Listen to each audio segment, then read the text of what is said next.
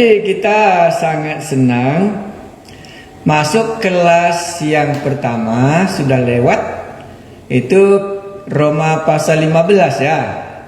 Sekarang masuk kita isi beritanya Paulus ya. Jadi isi beritanya Paulus ini kita coba sampaikan dalam bukunya kalau kita baca ya. Jadi yang menjadi kelas yang kedua ini kan sudah masuk kita kelas yang kedua kali ya. Jadi kelas yang kedua kali ini ada kesan para mahasiswa yang mengikuti kuliah kelas yang pertama. Ya, jadi itulah sebabnya maka saya mengambil kesempatan apa yang dimengerti oleh mahasiswa itu, yang membaca itu saya mau menambahkannya. Saya baca kelas yang kedua. Ini kesaksian seorang mahasiswa yang membaca surat Roma. Kalau saya menempatkan diri saya, ini kesaksiannya ya, sebagai Paulus dalam membaca kitab Roma ya. Jadi kalau dia membaca kitab Roma, maka dampak yang nyata ya, jadi nampak dampak yang nyata ya. Iya, saya ikut dalam melakukan misi gitu. Inilah kesan saya dalam belajar kitab Roma kelas yang pertama yang sudah lewat. Jadi bagaimana kesan membaca surat Roma itu merupakan buku misi, itulah yang kita akan pelajari malam ini. Karena kebanyakan para teolog, kalau dia membaca surat Roma, bagi dia inilah teologi Paulus yang paling lengkap.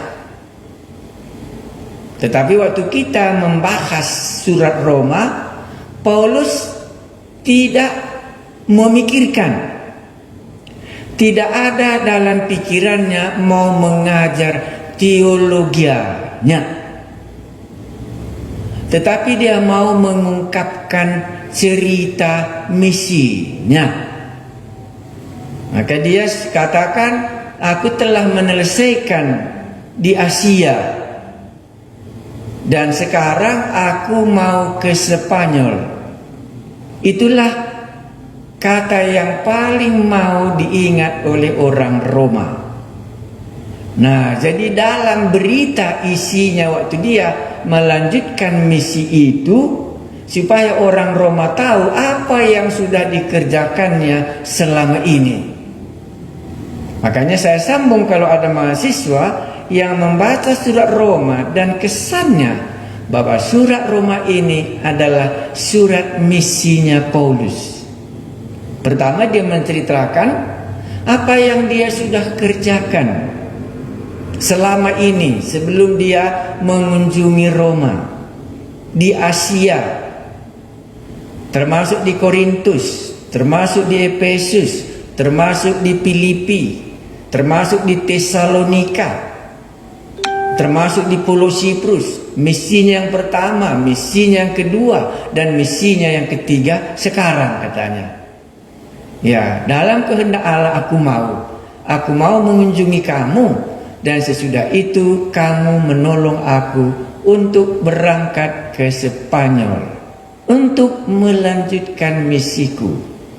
Dan di dalam hal itulah dia menuliskan surat Roma dengan apa isinya, berita yang dia sampaikan selama dia dalam misinya yang pertama sampai misinya yang ketiga, supaya orang Roma mengenal siapakah Paulus yang akan datang mengunjungi jemaatnya ini.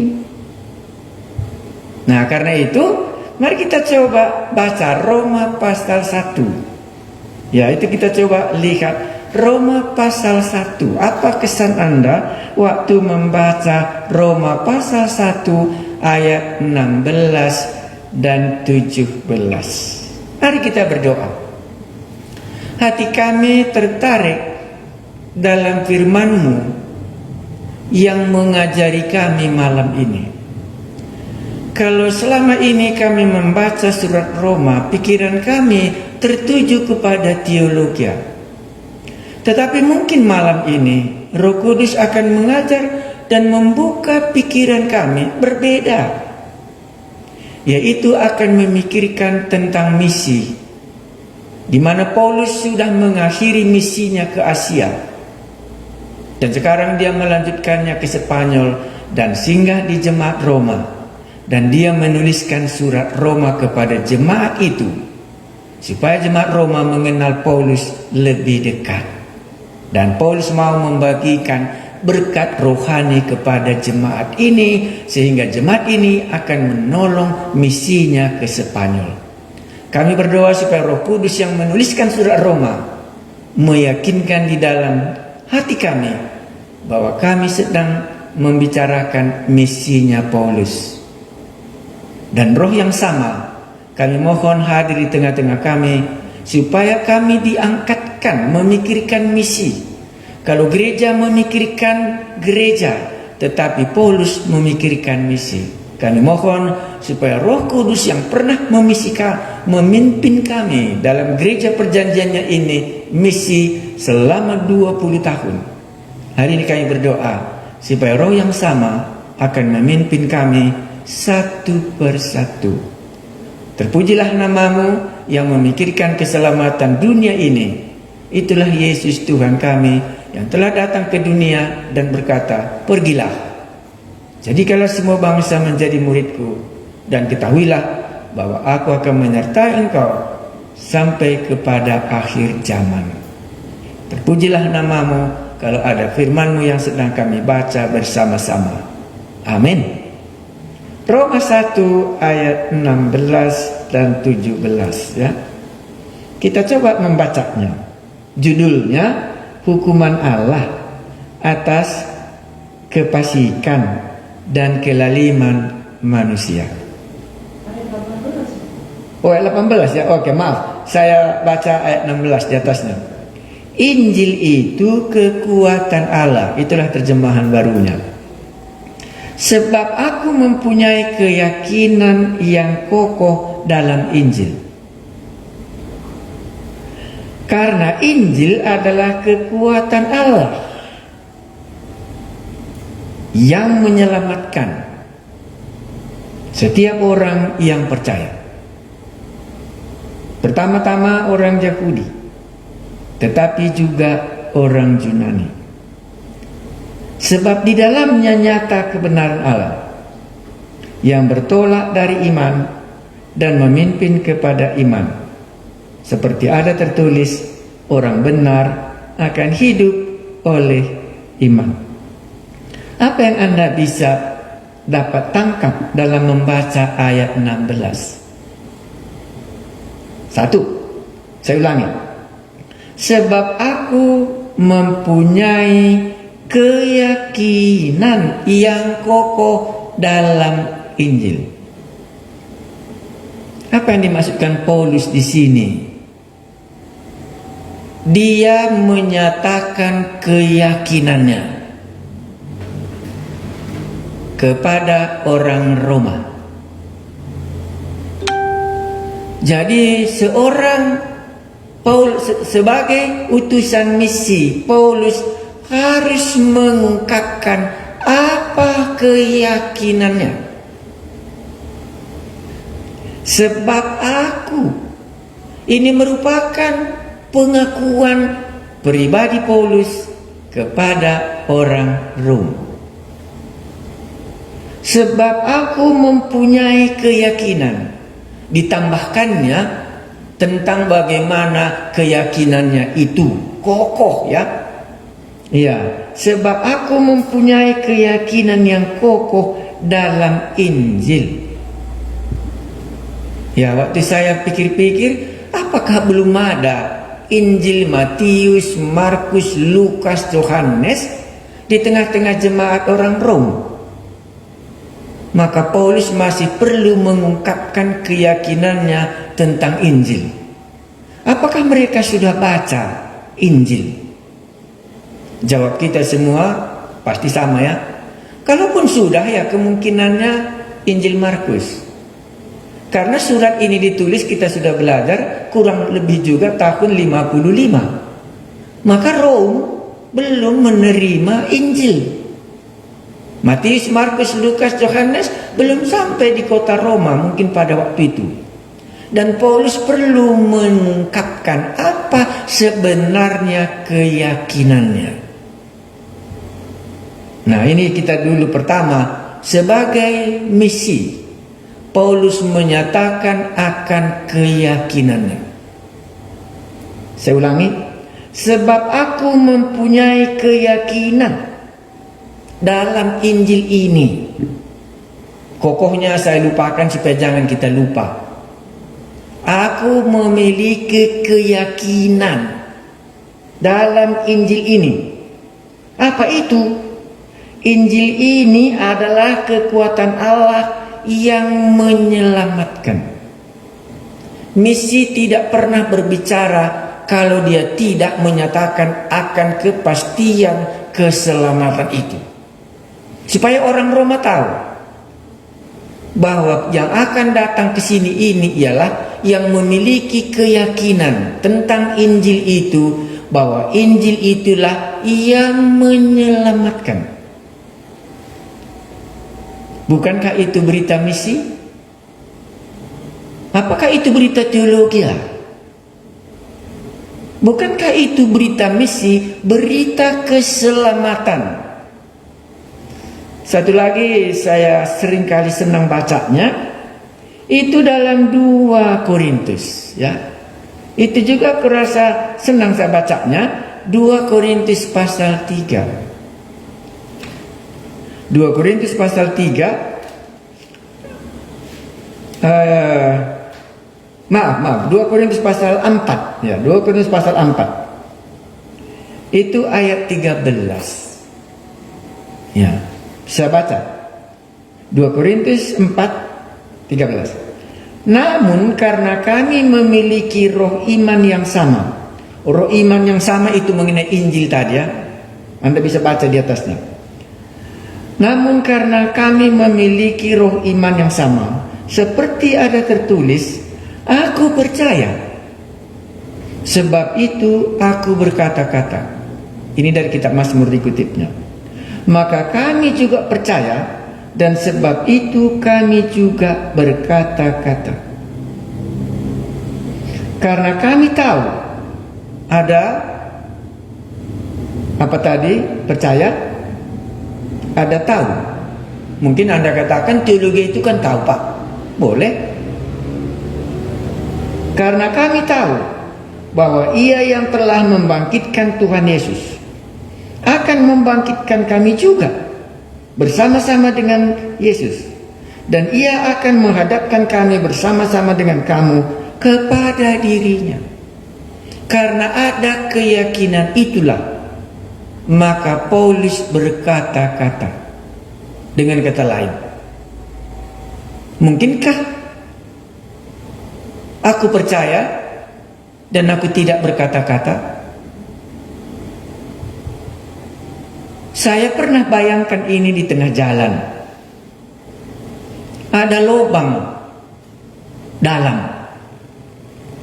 Entah kenapa, tidak tahu apakah karena ada selongan air di bawah jalan aspal itu terkorek atau bagaimana, tetapi terjadi lubang yang sangat membahayakan, dan orang itu lewat, dan dia juga hampir masuk ke dalam lubang itu karena selama ini nggak ada lubang. Menurut Anda, apakah dia lewat saja kalau dia tahu bahwa lubang itu akan membahayakan orang lain?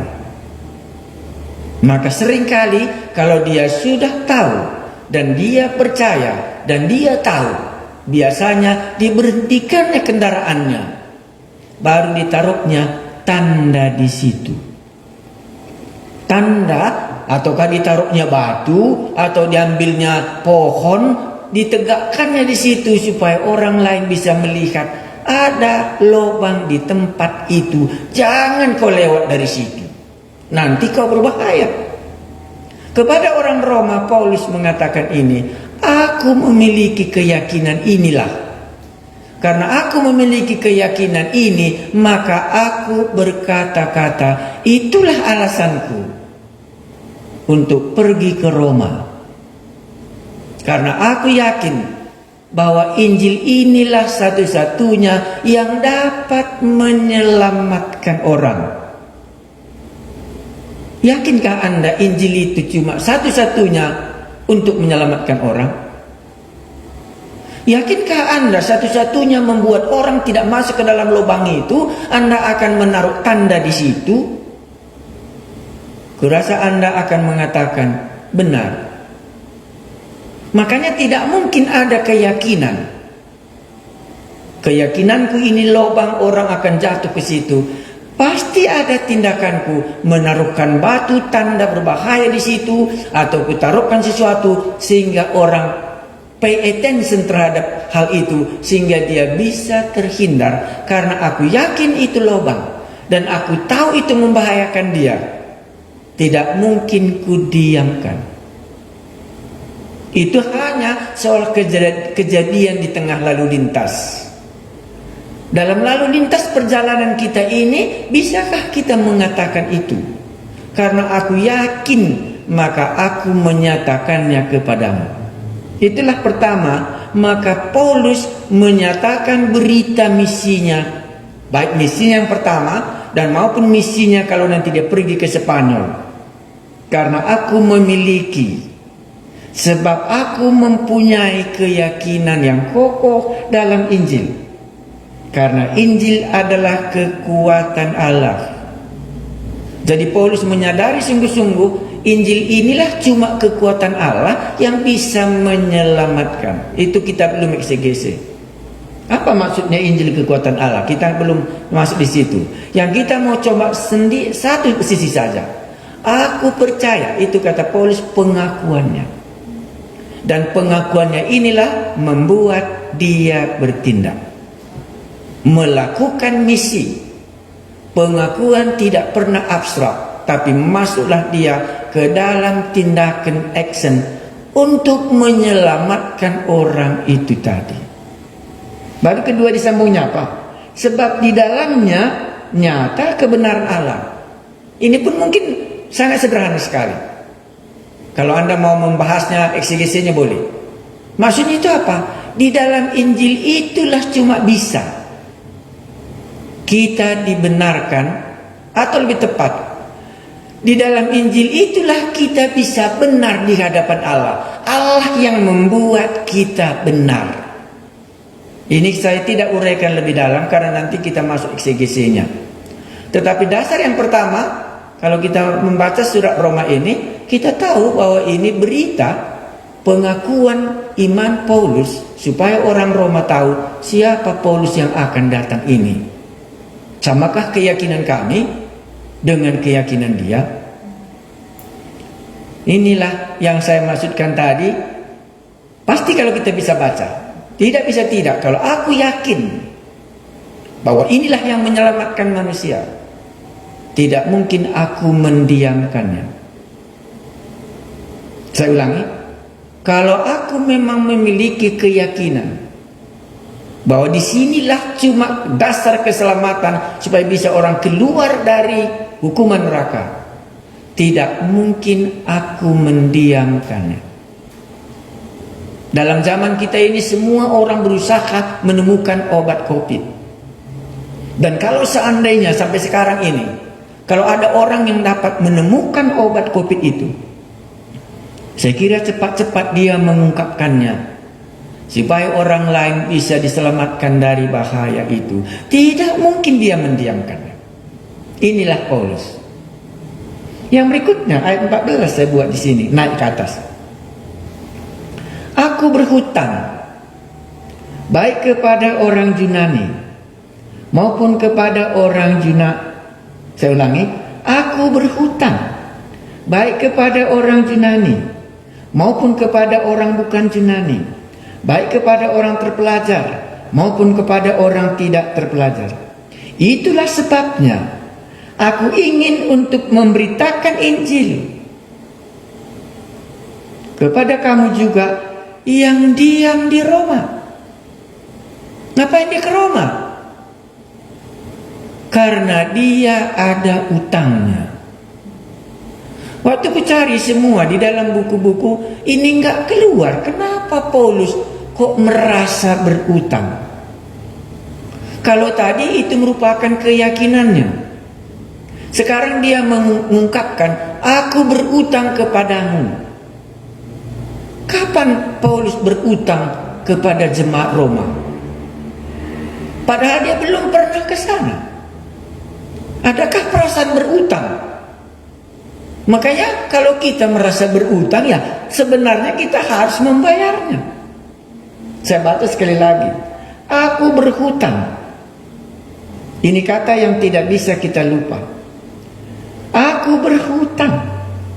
Saya tuliskan di sini kenapa Paulus berhutang. Kemungkinannya latar belakangnya itu Yehezkiel pasal 3 ayat 18. Siapa yang punya? Tolong baca. Saya nggak punya Alkitab Perjanjian Lama. Yehezkiel pasal 3 ayat 18. Mungkin ini makanya dia berhutang, karena Paulus ini latar belakangnya orang yang patuh kepada Taurat. Yehezkiel pasal 3 ayat 18.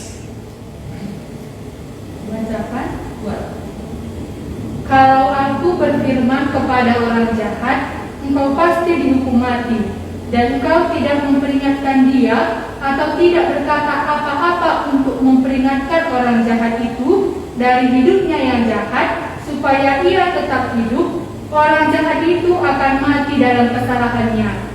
Tetapi aku akan menuntut pertanggungjawaban atas nyawanya daripadamu. Inilah konsep Paulus dari Yehezkiel pasal 3 ayat 18. Kalau Allah berfirman kepada orang jahat itu, engkau akan mati di dalam dosamu, dan tidak diperingatkannya, maka orang berdosa itu akan mati di dalam dosanya itu. Tetapi kepadamu, hai Nabi Yehezkiel, akan kuminta pertanggungjawaban. Itulah Paulus memiliki rasa berutang itu. Makanya dalam 1 Korintus pasal 9, kurasa itu yang dimaksudkannya kepada jemaat di Korintus. 1 Korintus pasalnya yang ke-9 ayat 16. Sama dengan kurasa konsepnya tadi. 1 Korintus pasal 6 ayat ke-16. 1 Korintus 6 9 ayat 16. Saya baca. Karena jika aku memberitakan Injil, aku tidak mempunyai alasan untuk memegahkan diri. Sebab itu adalah keharusan bagiku.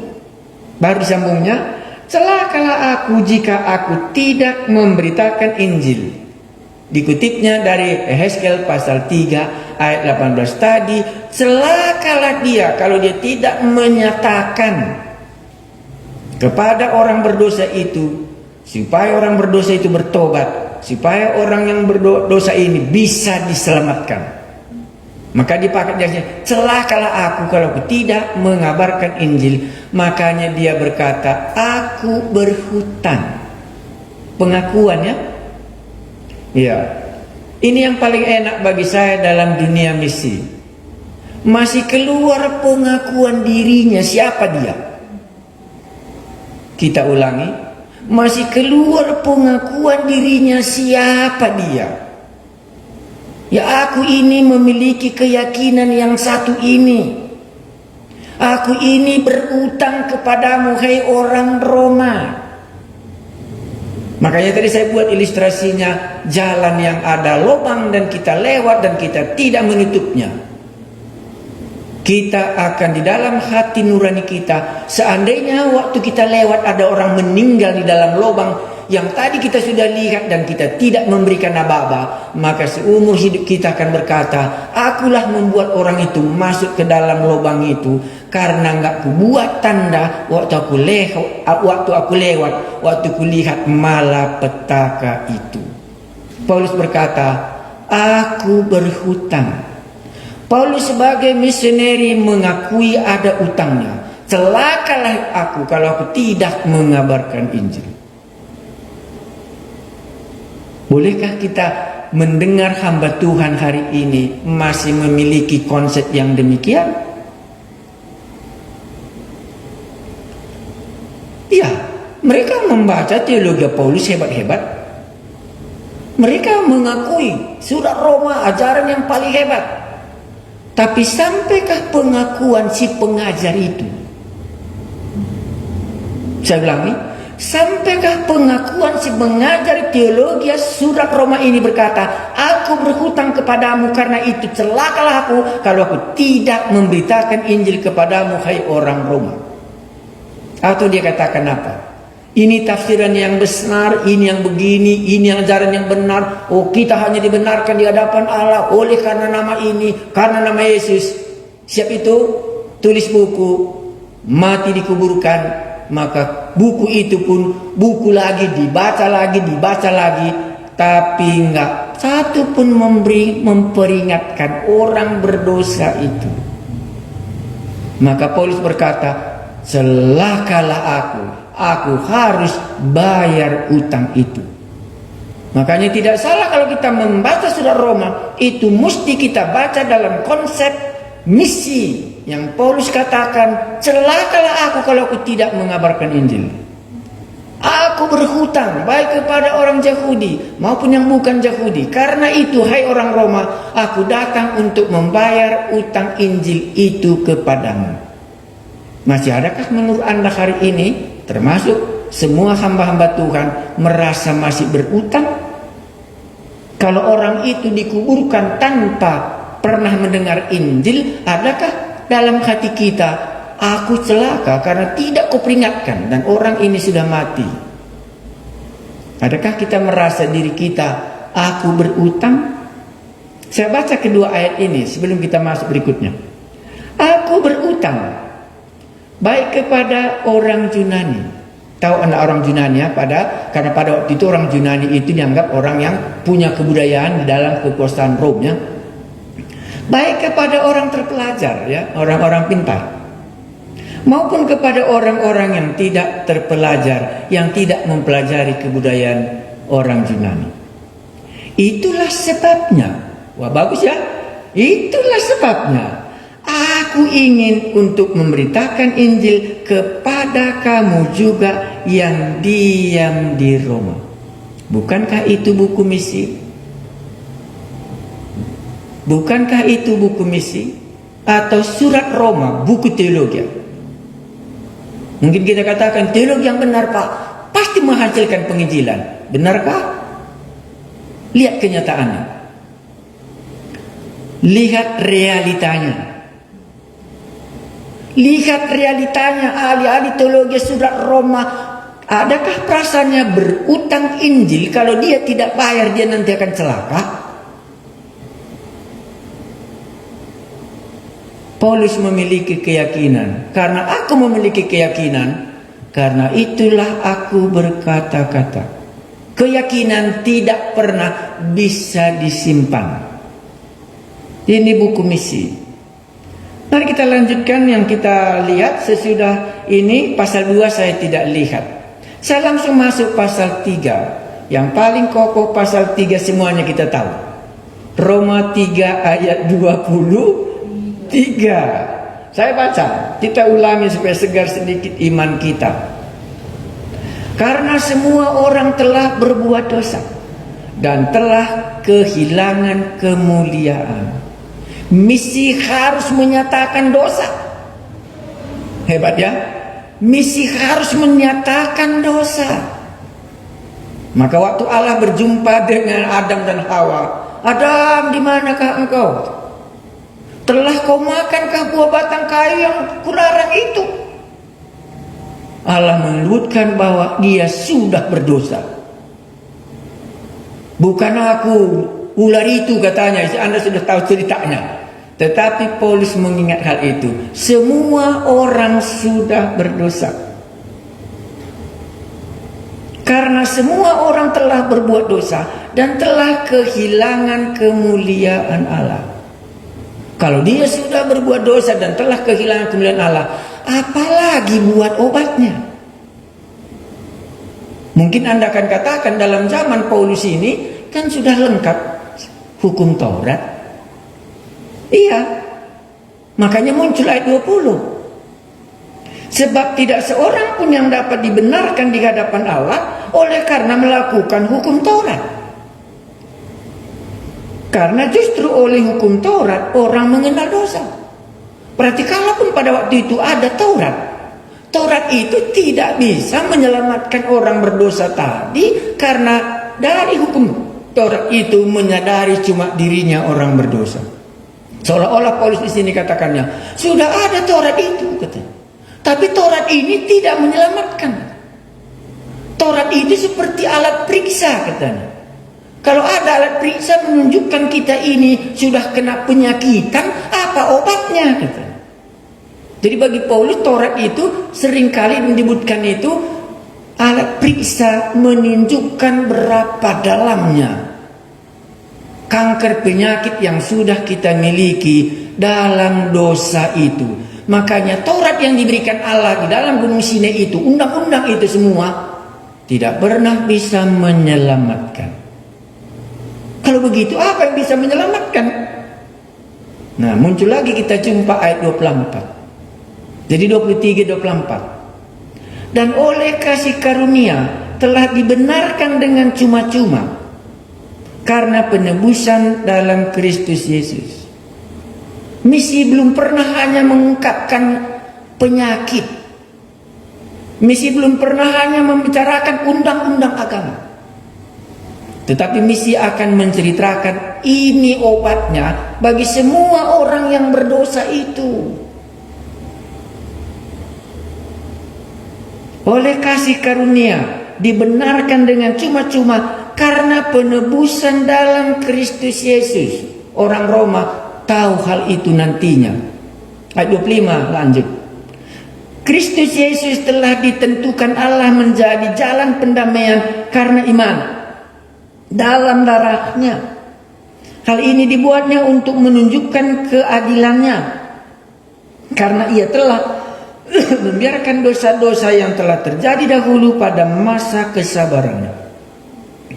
Bukankah ini buku misi? Menceritakan dosa dan menceritakan jalan pengampunan dosa itu. Baik, kita lanjutkan pasal 4. Saya lompat. Kenapa saya lompat pasal 4? Karena pasal 4 itu mengenai Abraham, ya. Ya. Jadi Abraham ini dibenarkan karena iman. Jadi saya tidak melihat misi di situ dan saya tidak mencarinya, tetapi mencoba mencari yang gampang-gampang kita pelajari. Mari kita lihat Roma pasal 5, apa dikatakan di dalamnya. Khususnya saya pilih ayat 10. Karena itu yang saya senang. Bisa saja baca dari atas seluruhnya, tetapi ada yang kita mau lihat dalam ayat 10 ini. Saya baca 10. Sebab jikalau kita ketika masih seteru, Paulus tahu itu, ya, ketika dia masih seteru dengan Allah di dalam perjalanannya ke Damaskus, diperdamaikan dengan Allah oleh kematian anaknya. Lebih-lebih kita yang sekarang telah diperdamaikan, apa di belakangnya? Pasti akan diselamatkan oleh hidupnya. Saya ambil satu kata yang sangat penting di sini. Pasti akan diselamatkan olehnya. Bukankah itu berita yang sangat penting? Ada kepastian. Di dalam Dia kita diselamatkan. Paulus pengalamannya sama. Waktu dia masih seteru dengan Allah, di dalam perjalanannya masih melawan Allah, menyangkal Yesus, tidak mengakui Yesus adalah Allah. Dan waktu dia masih seteru dengan Allah, disitulah Allah menjumpai dia. Dan di dalam hal itulah dia diperdamaikan dengan Allah oleh darah Kristus Yesus Tuhan kita. Dan sesudah itu, sekarang dia khotbah. Itulah yang paling enak dalam dunia misi. Inilah yang paling enak dalam dunia misi. Dahulu aku seteru Allah. Inilah contohnya. Waktu Natal itu khotbah kita ya, Paulus katakan, akulah yang paling berdosa daripada antara semua manusia. Tetapi dalam hal itulah Allah telah mengasihi aku. Enak kurasa bacanya pasal 10 ini, karena dia tidak pernah lupa dari mana dia datang dan kemana dia pergi dan apa yang dikerjakannya selama dia hidup. Sebab jikalau kita ketika masih seteru, ingat ya, ini seterunya Paulus, diperdamaikan dengan Allah oleh kematian anaknya, lebih-lebih kita yang sekarang telah diperdamaikan pasti akan diselamatkan oleh hidupnya Yesus Kristus Tuhan kita. Dalam berita kepastian keselamatan inilah kemanapun Paulus pergi, dan inilah yang diberitakannya dalam misinya, supaya orang Roma tahu bahwa Paulus yang datang ini adalah orang-orang yang dahulu seteru dengan Allah, sama dengan kita semua yang tinggal di Roma, tetapi telah diperdamaikan oleh Allah di dalam penebusan anaknya Yesus Kristus. Maka sekarang ada kepastian keselamatan. Semua agama, semua manusia sedang mencari bagaimana supaya bisa diselamatkan. Dan Paulus mengatakan, di dalam hidupnya Yesus inilah kita pasti diselamatkan. Apa alasannya? Anda nanti bisa membahasnya dalam buku-buku yang teologi yang Anda bersedia membacanya. Tapi bukankah ini berita misi dalam berita kepastian keselamatan itu? Ini pasalnya yang kelima. Saya masuk pasal yang keenam. Jadi metode saya menyelidiki buku Roma ini adalah, kucoba kulihat setiap pasal. Apakah ada berita misi di dalam setiap pasal surat Roma, supaya aku dapat diteguhkan, benarlah Tuhan, ini bukan buku, ini bukan teologi yang di dalamnya.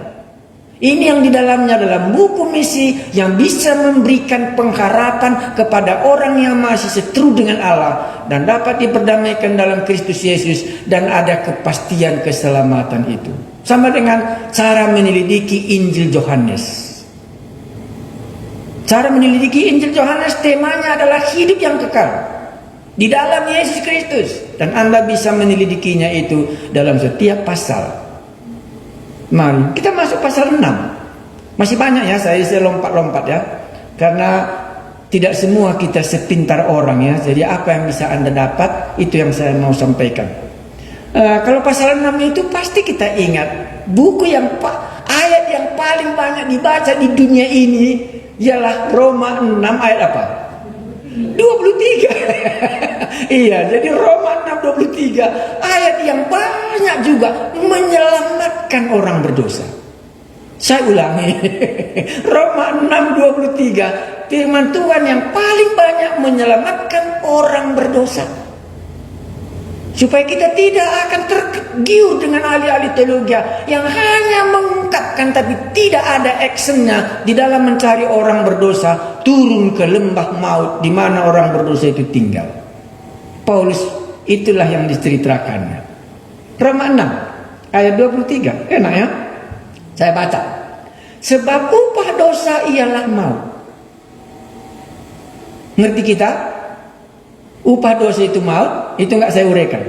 Sebab upah dosa ialah maut, tapi karunia Allah ialah hidup yang kekal dalam Kristus Yesus Tuhan kita. Semua orang berdosa takut menghadapi neraka, maut akan menimpa dirinya.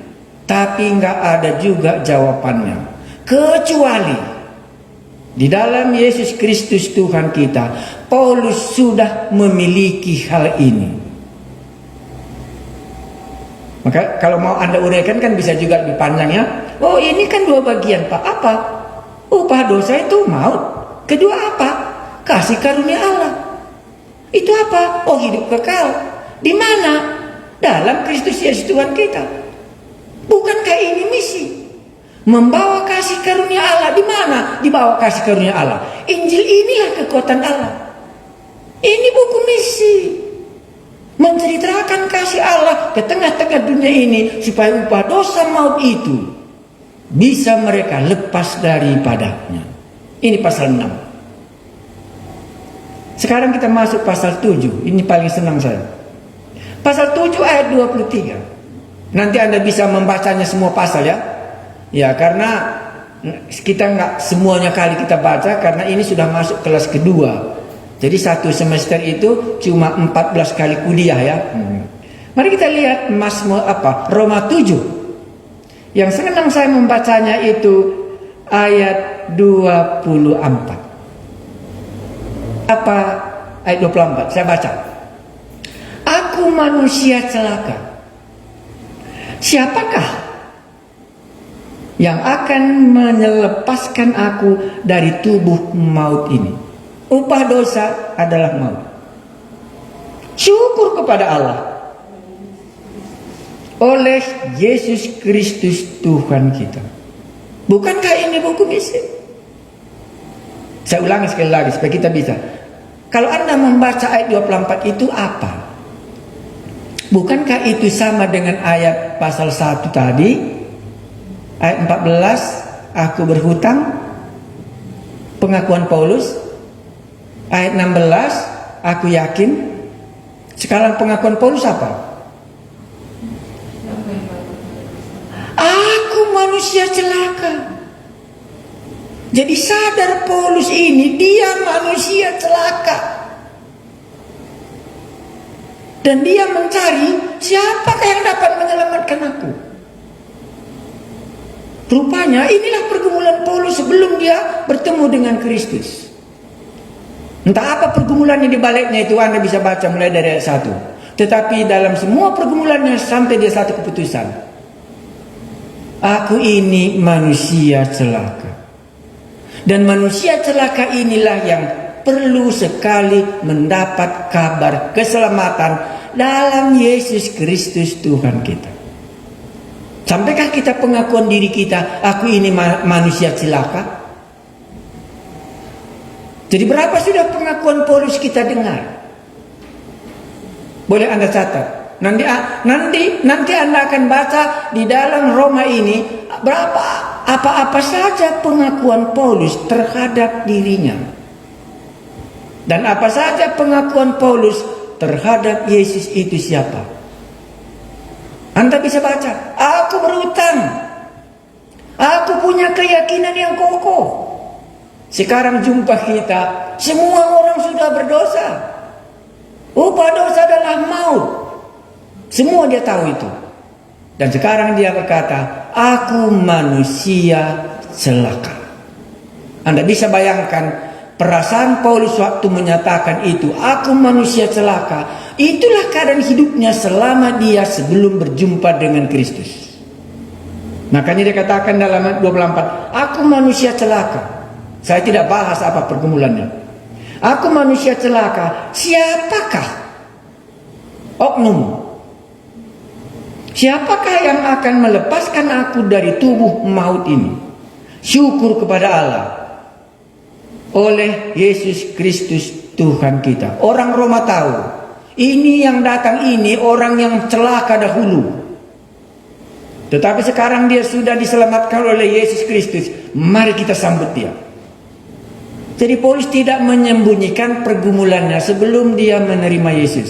Dia memang betul-betul orang yang celaka. Sehingga semua orang yang belum menerima Injil seperti aku mesti akan manusia celaka. Karena itu di dalam tangankulah Injil ini, makanya aku berhutang kalau aku tidak memberitakannya. Maka celakalah aku kalau aku tidak memberitakan Injil itu. Karena inilah satu-satunya jalan keselamatan. Bukankah surat Roma surat celaka? Tetapi keselamatan dalam Yesus Kristus. Pasal 8. Pasal 8 ini berapa kita baca? Dalam tulisan itu Roma pasal berapa saya pilih? Oh maaf, saya sudah lepas Roma. Oke, pasal 8 itu Roma berapa? Ayat 1. Mari kita baca Roma 8 ayat 1. Demikianlah sekarang. Tadi celaka ya. Sekarang.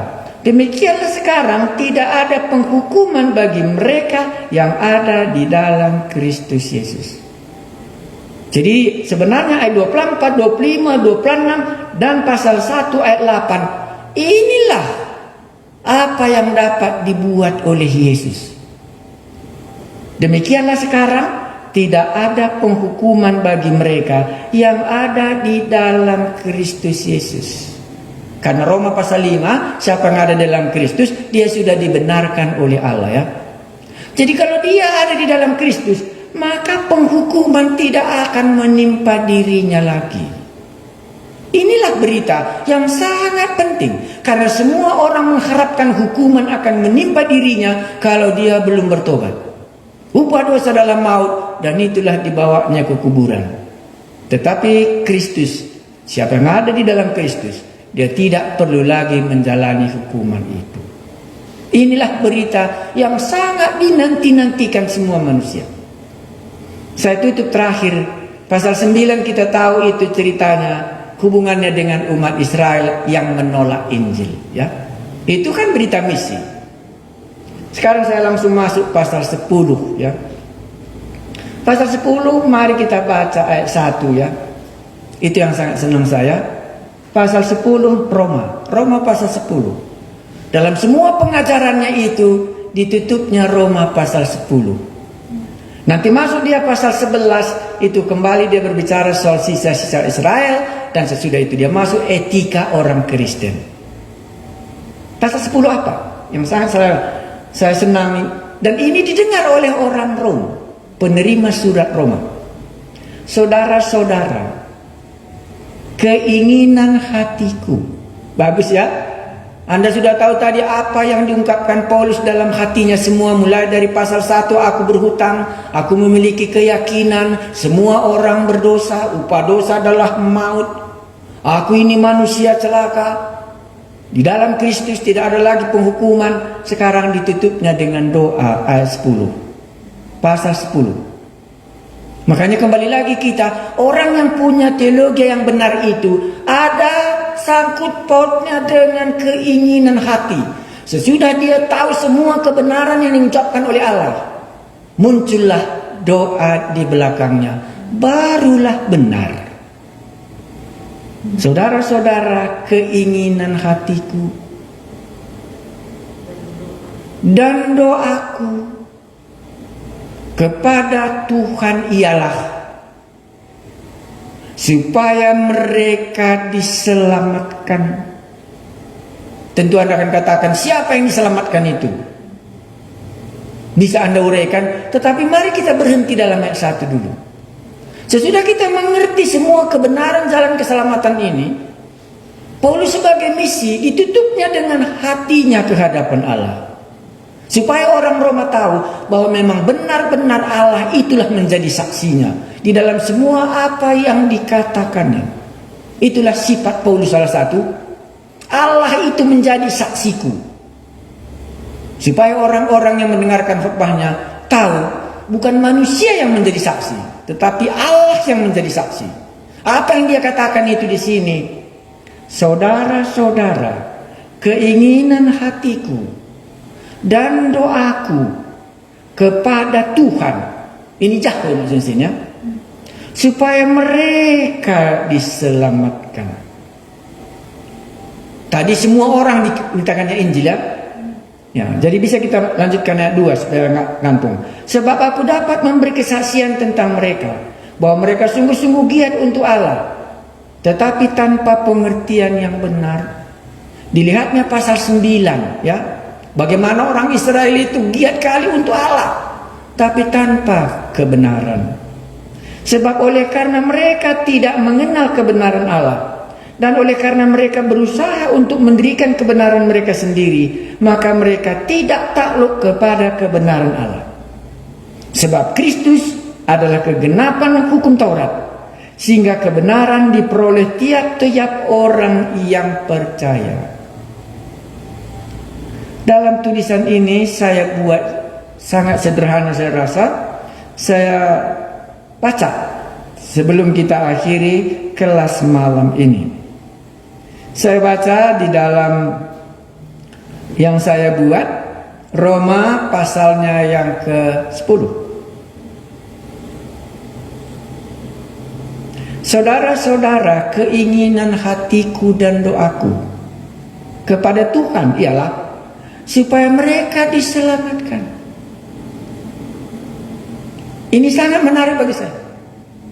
Jadi kalau kita tahu teologi yang benar, maka muncullah keinginan hati kita. Maka muncullah doa kita kepada Allah, supaya orang yang tidak mengenal kebenaran ini, Tuhan, boleh diselamatkan. Sekarang sebagai misioneri, Paulus membuka isi hatinya kepada orang Roma, yaitu keinginan hatinya dan doanya, supaya mereka diselamatkan. Untuk itulah dia datang ke Roma, karena ada keinginannya. Dan dari situ dia berlanjut ke Spanyol, karena itu keinginannya dan itulah doanya. Kalau oleh karena kehendak Allah, maka aku akan datang, aku akan datang. Saya buat di bawahnya, keinginan hatinya dan doanya supaya mereka diselamatkan. Misi dimulai dari keinginan hati. Dan berikutnya dalam mendoakan orang-orang yang belum diselamatkan. Tak salah, surat Roma bukan surat teologi, tetapi surat doa pergumulan misinya Paulus, supaya orang Roma tahu. Di bawah, buatlah daftar doa misi Anda dan curahkan hati supaya Tuhan Yesus menyelamatkan mereka yang masih tinggal dalam lembah maut, yang sedang menantikan kapan Injil yang memberikan pengharapan, yang sudah kita bahas mulai dari ayat 1-nya sampai pasal 10 ini, yang memberikan pengharapan dalam hidup ini sampai ke desa-desa supaya mereka dapat diselamatkan.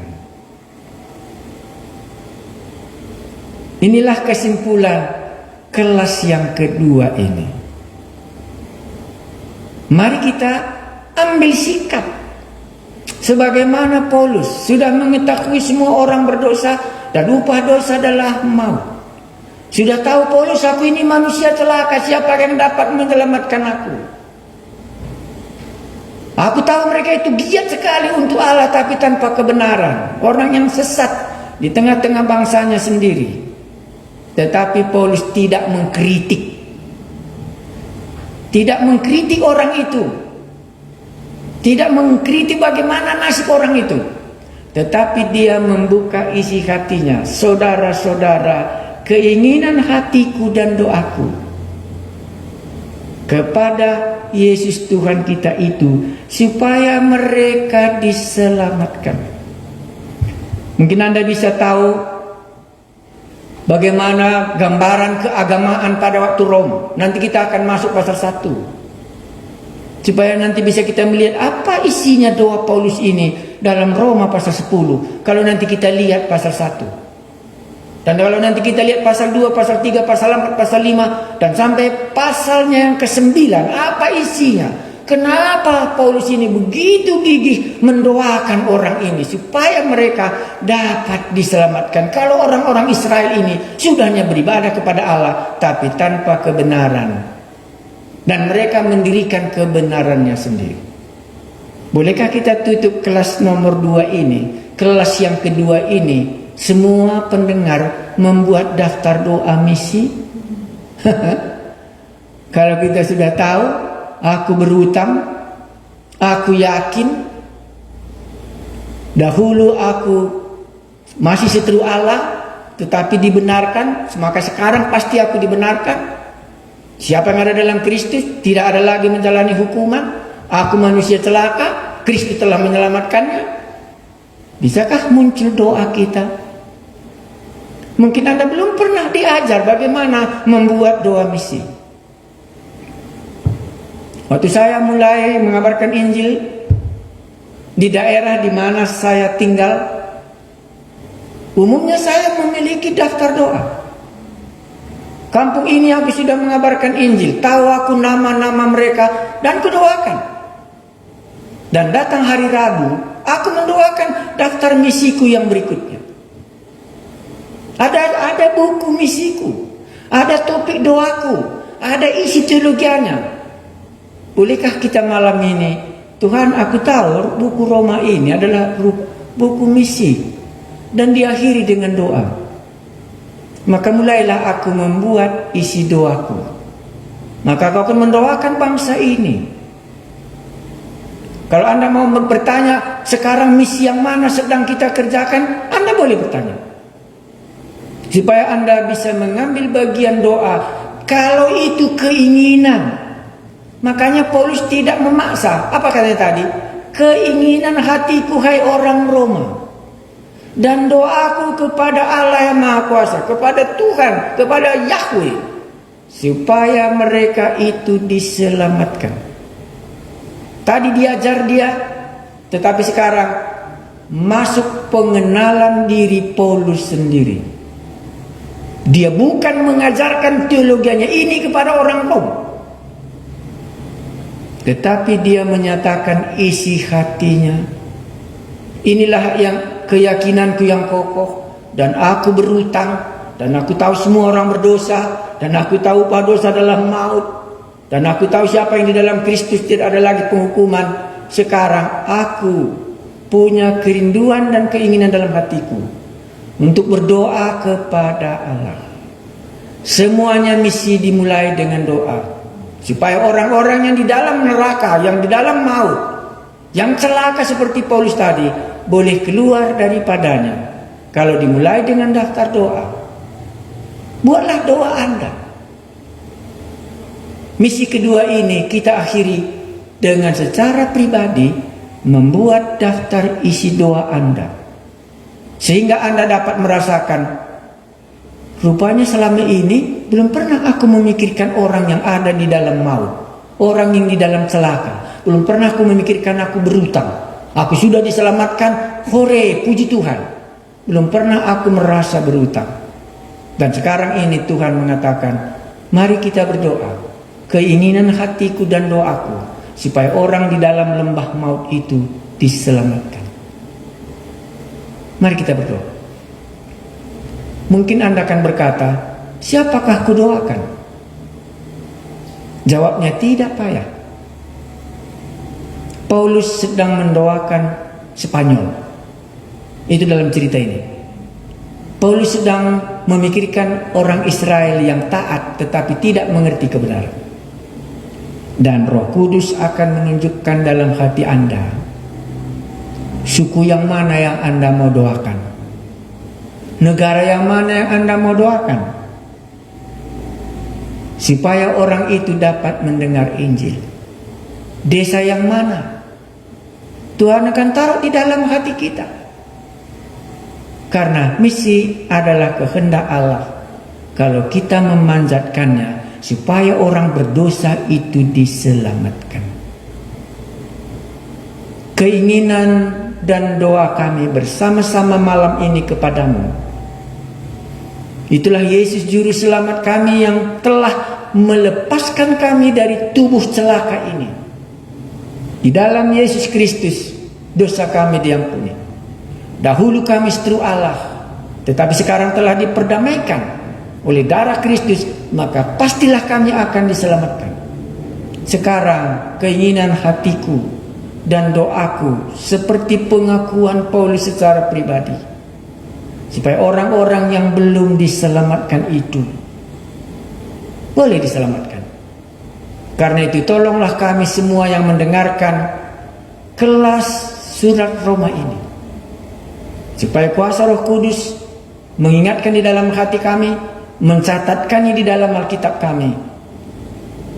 Desa-desa dan suku-suku, orang-orang yang mana yang kami doakan ke hadapan Allah dalam keinginan kami. Mungkin orang tua kami, mungkinkah desa kami sendiri, mungkinkah keluarga kami sendiri, atau ada juga negara yang lain yang Tuhan akan taruh di dalam hati kami supaya orang itu diselamatkan.